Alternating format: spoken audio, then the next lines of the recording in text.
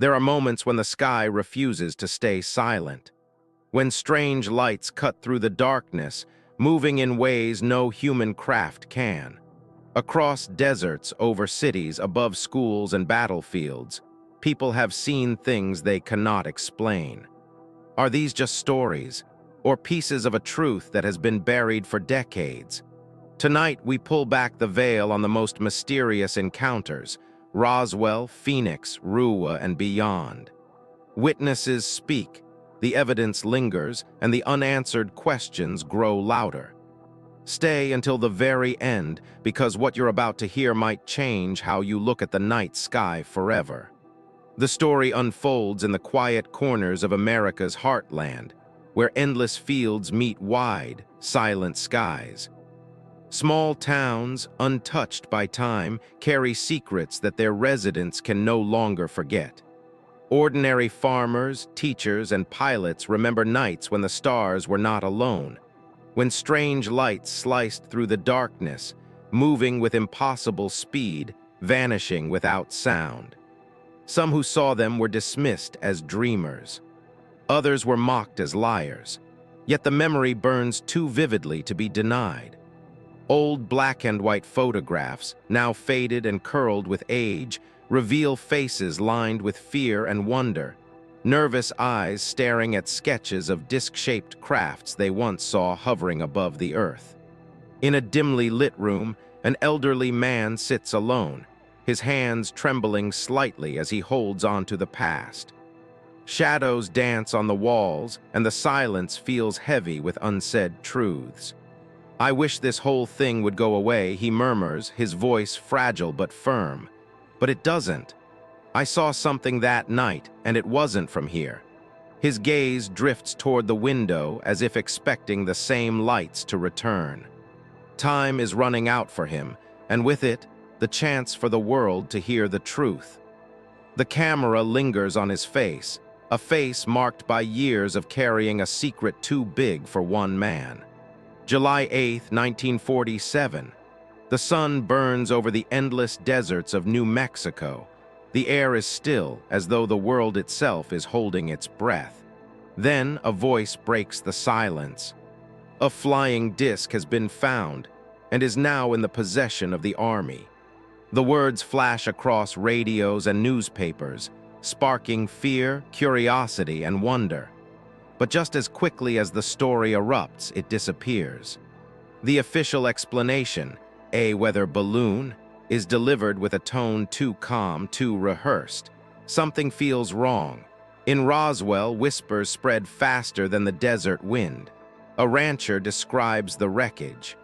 Metallic debris scattered like silver leaves under the scorching sun. Pieces of something not built by human hands, thin, weightless, and unyielding. A young girl remembers her father bringing home a piece of the strange material. "We played with it for hours," she recalls, her eyes wide with the memory. "You could crumple it, but it wouldn't stay bent. It was alive somehow." The scene shifts to twilight. The desert glows with hues of orange and violet. Soldiers move quietly, their silhouettes stark against the horizon, gathering every fragment of the fallen craft.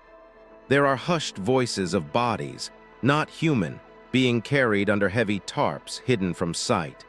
The tension thickens as night falls. Searchlights sweep across the sand and vehicles rumble away, leaving behind only the emptiness of the desert. The truth, like the debris, has been taken far from public eyes. Fear spread across Roswell like a sickness that no one dared to name. In the days after the crash, the town felt different, quieter, heavier. It was as if the desert itself had swallowed its own voice. Men in dark suits appeared without warning, their footsteps silent on the sandy streets. Their faces showed no emotion, like masks carved from stone. At midnight, they knocked on doors, 2 short knocks, always the same rhythm, then slipped inside without invitation. Their voices were low, almost like murmurs, and what they left behind was silence so dense it felt alive. A sheriff's son still remembers the look in his father's eyes that night. The man who once stood unshaken by outlaws and storms now trembled under the weight of a single warning. If you talk about this, you and your family will disappear. That sentence hung in the air like smoke, impossible to clear. The narrative slows. Inside a dim kitchen, a family huddles around a wooden table. The father speaks in whispers, his hand gripping his wife's. The mother holds her children close, as if her arms alone can shield them from what's coming. The oil lamp flickers, casting moving shadows on the walls. It wasn't from here, he says, his voice cracking. What fell in that desert, it wasn't ours. At the edge of town, the desert becomes a stage for secrecy. Trucks roll slowly under the pale light of the moon, their engines low and throaty. The sound of metal scraping, soldiers shouting in clipped tones, and the thud of wooden crates being sealed. This is the soundtrack of a truth being buried. The last shot lingers on the tire tracks, vanishing into the distance, half erased by the shifting sand. Roswell is left behind like a ghost, its story sealed under layers of fear, silence, and classified files. What was it about the wreckage that frightened the government so deeply? It wasn't just a crash site, it was a message written in metal. Witnesses speak of a material unlike anything they had ever seen. It was thinner than paper, yet impossible to tear. It felt light in the hand, but when dropped it produced no sound, as if the air itself absorbed its weight. Most unsettling of all, it seemed to remember its form. You could crumple it into a tight ball, but the moment you released it, it would unfold perfectly, smooth and untouched. The camera focuses on a man seated at an old wooden table, his fingers trembling as they hold a piece of that alien alloy. He bends it slowly, it snaps back without a crease. He presses the edge of a burning match against it, but the flame dies, leaving the metal cool and unmarked. His eyes widen, a mix of fear and wonder as realization sets in. This isn't from here. No man made this. Experts speculate, but answers are few. Was it an outer shell designed to shed like the skin of some advanced machine? Or a fragment of a vessel meant to survive the impossible, interstellar travel, the heat of entry, the violence of impact? The narrative drifts into the present day, where modern laboratories analyze rumored fragments under cold, sterile light. Scientists whisper of elements that shouldn't exist on Earth, alloys that behave like liquid and solid at the same time. Even now, decades later, the material refuses to reveal its secrets. Long before Roswell, long before the word UFO was even whispered, strange figures appeared in the oldest stories of humanity. Ancient civilizations carved them into stone, painted them on cave walls, and spoke of them as gods. But were they gods or visitors? The camera sweeps over a desert ruin, its sand-worn pillars etched with symbols that look eerily like modern spacecraft. In Egypt, hieroglyphs depict beings with elongated heads and large black eyes, standing beside objects shaped like discs or stars. Thousands of years later, these images remain unexplained. What if these myths were never myths? The narrator asks softly as mist curls over the ruins. What if they were fragments of memory, a record of encounters we have long forgotten? Legends across the world share an unsettling similarity. In South America, the Nazca lines stretch across the desert like messages meant to be seen from the sky. In ancient India, texts describe Vimanas, flying chariots of fire. Across continents, the same story is told in different tongues, beings descended from the heavens, bringing knowledge, fire, and fear. The camera lingers on a colossal stone face, its expression frozen in time. Could these monuments have been built under guidance from someone beyond the stars? Were our ancestors visited, taught, and then abandoned? The thought lingers like a chill. If they came once, could they return? For every believer, there is a skeptic waiting with an explanation. They call it imagination, misidentification, or even mass hysteria. Whether balloons, secret aircraft, optical illusions, every sighting is dissected, dismissed, and buried under layers of doubt.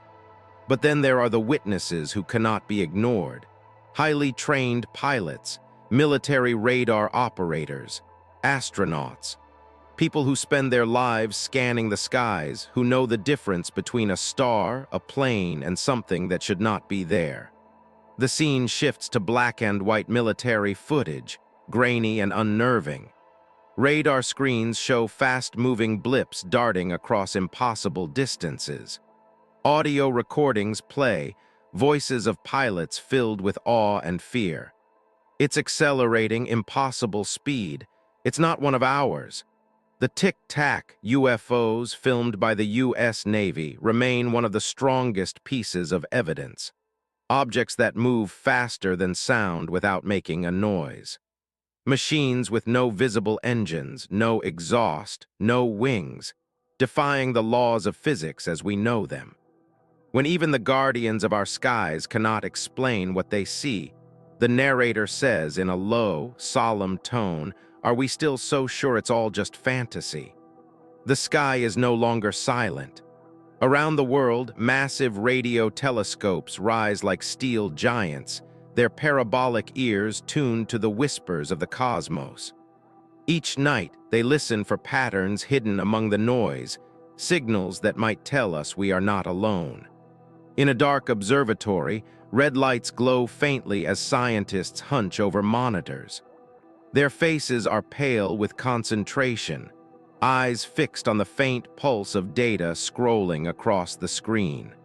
Somewhere between static and silence, a narrowband signal flickers, a signature not born of nature. The room holds its breath. Projects like SETI search for extraterrestrial intelligence, scan billions of stars, hoping for a single voice to answer. But what if the answer has already come? What if the visitors we seek have been watching for longer than we dare imagine? If they are out there, the narrator whispers, would we recognize them? Or would their message slip past us like light through glass, invisible but undeniable? The scene widens to the night sky, filled with countless stars. It is both comforting and terrifying to know that each pinprick of light could be a home, a story, a civilization far older and wiser than ours. We are left with fragments, pieces of a puzzle that refuses to be solved. Something fell from the sky at Roswell.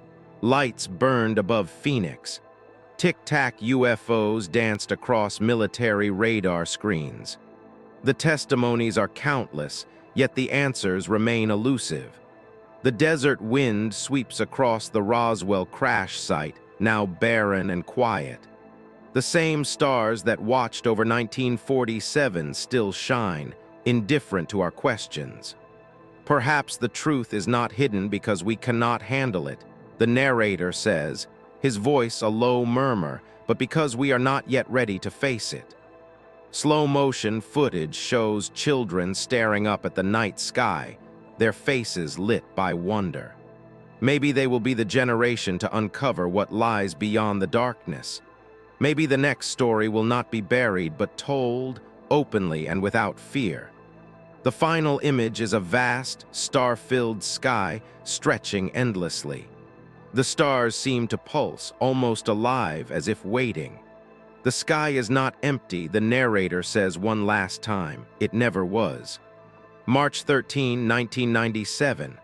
The desert sky over Phoenix, Arizona, glowed with an eerie brilliance. Thousands of residents looked up and saw it. A silent formation of lights stretching across the horizon, moving as if part of a single, colossal structure. Witnesses described the scene as surreal. Glowing orbs arranged in a perfect V-shape, so vast that it blotted out the stars behind it. Some said the craft hovered, others claimed it passed overhead with a ghostly slowness, but all agreed on one thing: this was no plane, no flare, no earthly machine. Among the witnesses were police officers, pilots, and families gathered on their porches. Their testimonies were strikingly similar. It was massive, like a floating city, one resident recalled, her voice trembling even years later. The official explanation, military flares, felt hollow. No one believed that something so large, so silent, could be dismissed so easily. As the camera pans across Phoenix at night, the narrator whispers. Sometimes the sky speaks in ways that cannot be ignored. That night over Arizona, thousands of eyes saw the same truth, and yet it vanished into silence. September 16, 1994. At a school in Ruwa, Zimbabwe, 62 children ran outside during recess and froze. In the distance, something metallic and shining descended silently into a field near the playground. The children recall figures emerging from the craft, small, with large black eyes and slender bodies. The beings did not speak, but the children described a strange form of communication, like thoughts placed directly into their minds. They told us to take care of the earth, one child said years later. It was like they were warning us. What makes the Ruwa incident so powerful is its innocence. These were children, too young to fabricate such a complex story. Decades later, many of them still recount the same details, their voices carrying the same awe and fear they felt that day. As the scene transitions to the African savanna, golden grass swaying under a soft wind, the narrator's voice lowers. Sometimes the truth does not hide in shadows or secrets. Sometimes it appears in the open, seen by the purest eyes, and still the world refuses to listen. The truth is never simple. For every witness there is a skeptic. For every piece of evidence there is a cover story. But the sky doesn't lie. What fell in Roswell? What hovered over Phoenix? What spoke to the children of Ruwa? Perhaps the answers are closer than we think, or perhaps they are watching, waiting for us to notice. What do you believe? Share your thoughts in the comments below.